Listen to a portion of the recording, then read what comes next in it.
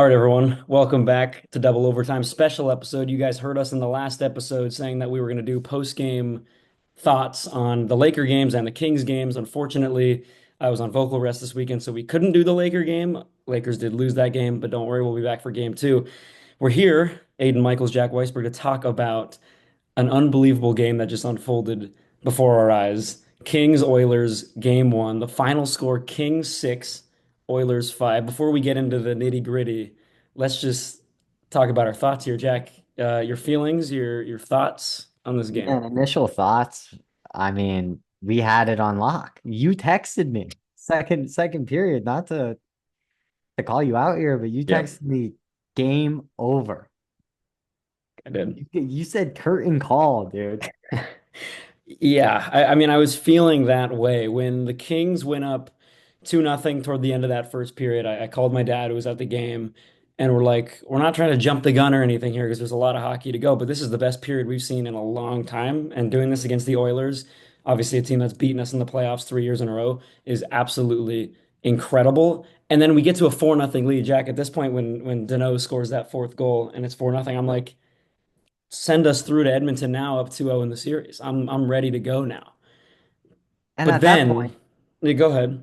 we'd also just come off of holding them to zero shots in 15 straight minutes. When Yeah. do you ever see that? I mean, that's not the graphic that I thought I was going to see on the screen, which was, I think at one point it was like almost midway through the second period, and it was like no shots on goal for the Oilers since 6 minutes left in the first. And I'm just like, are you kidding me right now? This is Incredible. unbelievable. I mean, the first penalty kill in that first period, I think the Kings were only up one at this point, was unbelievable. It was perfect. That first period was near perfect. There were a couple of bad giveaways in the D zone. Kempe kind of put a pizza up the middle and gave it away to Draisaitl. Not the best thing to do, but an amazing period of hockey. The second period, amazing. But we should talk about the third period here. The third period is where things started to go pretty poorly. Draisaitl ended up scoring, and then Janmark made it a 4-2 game. At this point, what are you feeling when it's 4-2? We still got a lead, but not as big.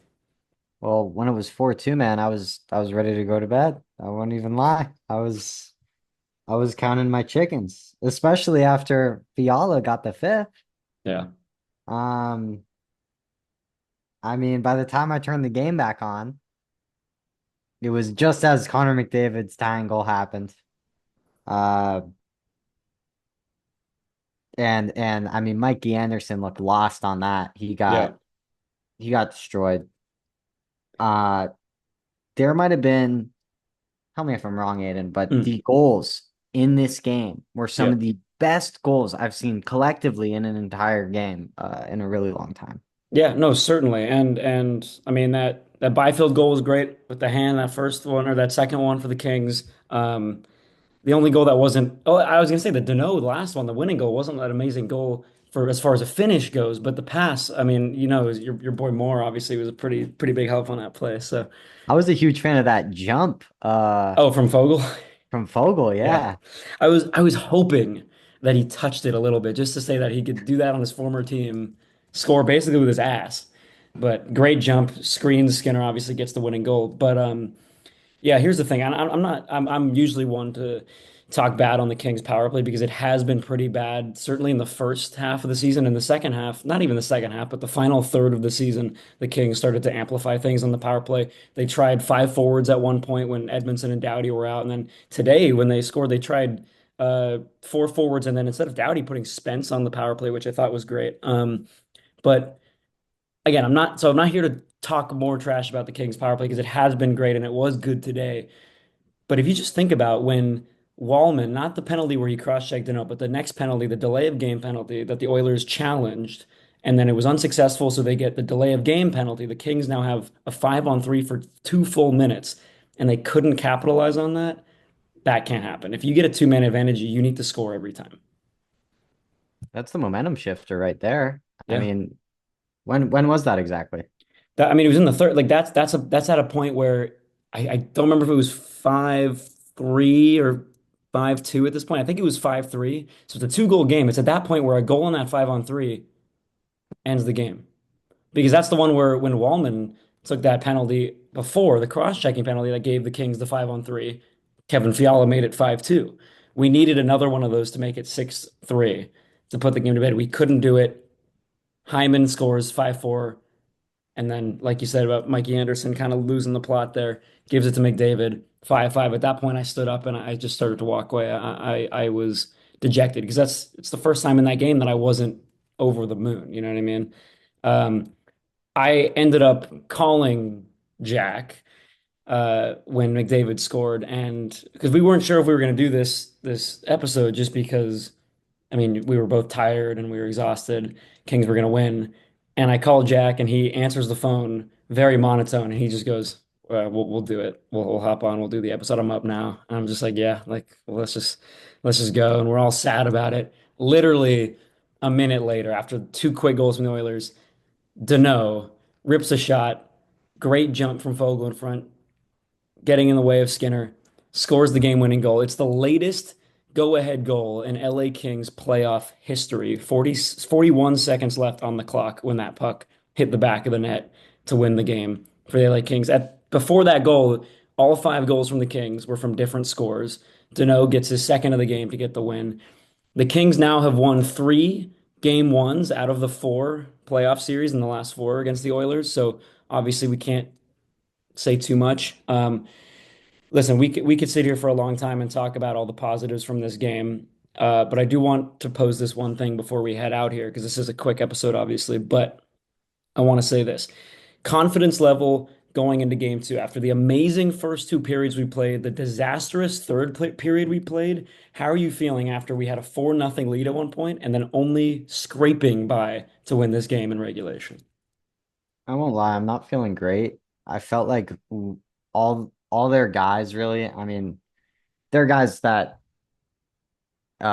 just cook us every time, right? Draisaitl, Hyman, McDavid, obviously. We let them get going. Yep, And I don't think that's a great sign going into game two. But I also like how we came out in this game. And if we can just hone in on that and take some lessons from the third period, I mean, I, I do think we have a positive outlook. I'm not gonna go too down on us. We got another game at home. If we could win that, we're in a good position. I agree. And the thing is, and I was talking about this with my dad, and it's kind of the cliche, but when you're up by 2 goals or 3 goals, and we've seen now even by 4 goals, you cannot give up. You have to keep going. And we saw when we were up 3-0 against the Oilers, I think it was two playoffs ago, a chance, it was the series was tied at two, chance to go to Edmonton up 3-2. We ended up blowing that lead at home. They ended up winning in game six. So we know how these Oilers can respond. It got really dangerous. I want to point out when the Oilers scored that first goal of the game, it was the only, well, not the only time, the first time of the game where Coach Knobloch put Draisaitl and McDavid on the same line and they instantly produced, got that goal. That's scary. I mean, I joke and say the Oilers are a two-man team, and obviously they have some good role players and depth players and all that, and they have some other stars, but McDavid and Draisaitl are the two guys. If we can't shut them down, they win the series. I mean, McDavid and Draisaitl took the Oilers one win away from the Stanley Cup last year, and it wasn't because of the entire team, if I'm being honest. It was McDavid and Draisaitl. But like you said, Jack, we won game one. It doesn't matter how you do it. A win is a win. We now go in, what day is it today? Is today Monday? We go into Wednesday, Crypto.com Arena, same time, 10 p.m. for, or 9 p.m. for us, which is a brutal start time. And obviously back east, 10 p.m. But it's a chance to go to Edmonton up 2-0, which we have not done against the Oilers in our three previous series. So, Jack, your final thoughts before we sign off here. Man, I'm looking forward to it. I hope we come out with that same fire we did in this first one, and I think we will. I hope so. And we will see. So we'll hopefully have a video tomorrow with no, the Lakers tomorrow. They push to they're tomorrow, yeah. Yeah, I know yeah. there's a weird thing, but it's weird when the Kings and Lakers have home ice advantage. We're not really used to that in recent times. But we'll hopefully get that video for game two of the Lakers, hoping for a better result. And then obviously on Wednesday we'll have game two reactions from the Kings, also hoping for a positive result. Before we head off, the final recap: Kuzmenko, Byfield, Kempe, Deneau made it 4-0. Draisaitl 4-1, Janmark 4-2, Fiala 5-2, Perry 5-3, Hyman 5-4, McDavid tied it at 5, and then Philip Deneau, his second of the game with 41 seconds to go, wins it for the Kings 6-5. Thanks for tuning in. Jack Weisberg, Aidan Michaels, and we will see you tomorrow for the Lakers. Good night.